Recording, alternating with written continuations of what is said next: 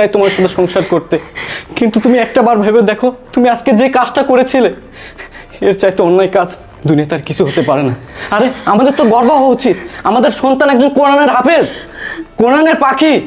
হওয়ার জন্য আমরা কিন্তু জান্নাতে যেতে পারি। আমরা যখন দুনিয়াতে থাকবো না নূপুর, তখন কিন্তু আমাদের এই সন্তানই কবরে গিয়ে আমাদের জন্য দু হাত ভরে দোয়া করবে। নূপুর, একটা বার তুমি ভেবে দেখো। নূপুর, তুমি তোমার ভুল বুঝতে পেরেছো, তাতে আমি খুশি। আমাদের তো গর্ব হওয়া উচিত। আমি আমি তোমাকে কথা দিচ্ছি, আজ থেকে আমি এমনভাবে চলাফেরা করব যাতে আমাকে দেখে আমার সন্তান গর্ব করে বলতে পারে, ওই যে আমার মা, শুধু আমার মা। তোমার কথা আমার অনেক ভালো লেগেছে। আর আঙ্কেল শোনেন, আপনি আর বাসায় যাবেন না, আমাদের সাথে একসাথে লাঞ্চ করে তারপর যাবেন, ঠিক আছে?